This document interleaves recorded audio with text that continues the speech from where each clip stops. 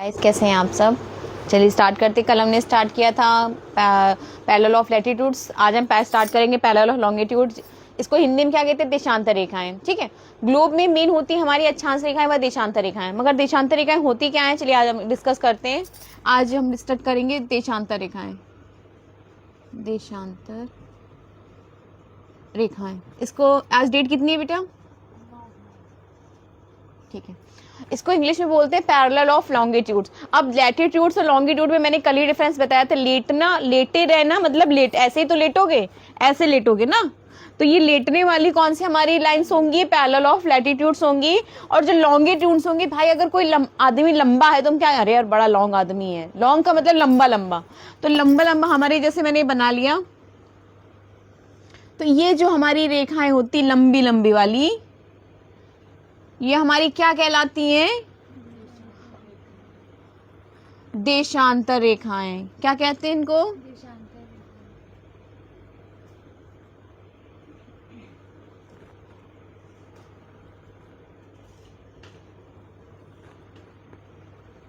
ठीक है, ये हमारी सब क्या बन गई? देशांतर रेखाएं, मतलब पैरेलल ऑफ लॉन्गिट्यूड। ठीक है, अब इसमें जैसे उसमें थी मेन, तो इसमें भी मेन है, मगर हम पहले डिस्कस करेंगे। देखो ये हमारी क्या थी?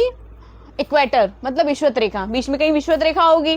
तो अब तुम लोग ये देखो, दो देशांतर रेखाओं के बीच की दूरी जो होती है वो ध्रुवों पर, ये ध्रुव हमारे पोल है, ये नॉर्थ पोल है, ये साउथ पोल है। ठीक है, दो ध्रुवों, इसमें विषुवत रेखा के पास जो होता है, दो देशांतर रेखाओं के बीच की दूरी थोड़ा ज्यादा रहती है। देखो ज्यादा है ज्यादा, ये देखो ज्यादा है। और जब पोल पे हम लोग चले जाते हैं, मतलब ध्रुव पे जाते हैं, तो हमारी देशांतर रेखाओं के बीच की दूरी बहुत धीरे धीरे कम हो जाती है, लगभग शून्य हो जाती है। तो यहाँ पे देखो नॉर्थ पोल के पास हमारी कोई इन दोनों के बीच में कोई डिस्टेंस, देखो कितना बच रहा है, कुछ नहीं बच रहा है, लगभग ना के बराबर है। तो हमारी डिस्टेंस क्या होती है? ये कम होती जाती है। अब दूसरा पॉइंट आता है कि हम लोग देशांतर रेखाओं को और क्या बोलते हैं? मेरिडियन बोलते हैं। क्या बोलते हैं? इसका दूसरा नाम भी है, एक मेरिडियन बोलते हैं। और चीज ये समझो, देशांतर रेखा हमारी टोटल होती कितनी है? 360 डिग्री। कितनी होती है? 360 डिग्री। देशांतर रेखा, एक देशांतर रेखा और दूसरी देशांतर रेखा के बीच को हम क्या बोलते हैं? गोरे।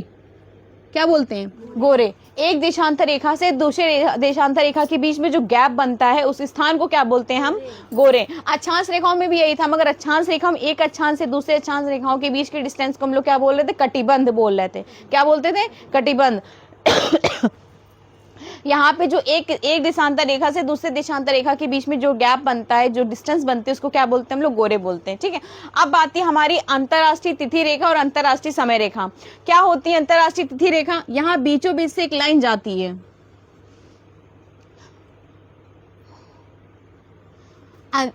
बीचों बीच से एक लाइन जाती है, जिसे हम क्या कहते हैं? अंतरराष्ट्रीय तिथि रेखा। अंतरराष्ट्रीय समय रेखा भी इधर ही से गुजरते हैं, मगर वो थोड़ा सा टेढ़ी मेढ़ी जाती है, और अंतरराष्ट्रीय तिथि रेखा सामने जाती है। अंतरराष्ट्रीय समय रेखा है, उसको ग्रीनविच मीडियन टाइम बोलते हैं।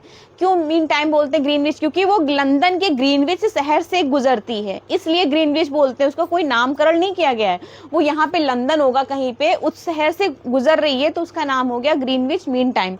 ये हम लोग को क्या करते हैं? देखो, ये हमारा पूरे वर्ल्ड का, अभी तक हम लोग भारत में पढ़ते थे तो भारत मानक समय रेखा थी, ये हमारे पूरे वर्ल्ड में हमको समय बताएंगी, कैसा समय होना चाहिए। तो अच्छा, तुम लोग ये ग्रीनविच समय रेखा ये किस महासागर से होती? पैसिफिक ओशन से गुजरती, मतलब प्रशांत महासागर से होकर गुजरती है। यहाँ पे प्रशांत महासागर, वहां से गुजर रही है। जो ग्रीनविच समय रेखा है और जो मेन इक्वेटर है, यहाँ पे अफ्रीका, यहाँ पे कौन सा कॉन्टिनेंट है? अफ्रीका कॉन्टिनेंट है, अफ्रीका महाद्वीप है। यहाँ पे गिनी की खाड़ी, गल्फ ऑफ गिनी में मिलती हैं ये दोनों रेखाएं आपस में। इक्वेटर मतलब अक्षांश रेखाओं की इक्वेटर, और जो मेन हमारा देशांतर रेखाओं का कौन है? हमारा ग्रीनविच टाइम लाइन्स। उनको क्या, यहाँ कहाँ मिलती है? यहाँ पे मिलती है। यहाँ पे क्या बोला जाते हैं? गिनी की खाड़ी, मतलब गल्फ ऑफ गिनी।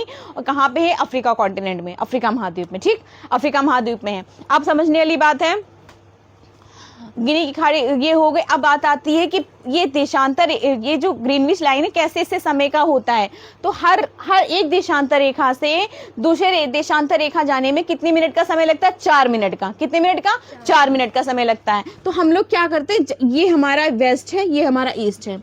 इधर से ग्रीनविच रेखा से जब हम इधर जाएंगे तो समय बढ़ेगा, हर देशांतर रेखा में 4 मिनट बढ़ेंगे। और जब इधर से, मतलब इधर से मेन लाइन से हम वेस्ट की तरफ जाएंगे तो समय घटेगा। यहाँ पे टाइम हमारा माइनस हो रहा है, यहाँ पे टाइम हमारा प्लस हो रहा है। कितना प्लस होगा? 4 मिनट। और यहाँ पे कितना माइनस होगा? 4 मिनट। ठीक है, इस वजह से हमारा जो टाइम है ग्रीनविच टाइम से 5.5 घंटे भारत का टाइम चलता है, क्योंकि वो हमारा कहाँ से, इस लाइन से हमारे ईस्ट की तरफ सिचुएटेड है, मतलब स्थित है।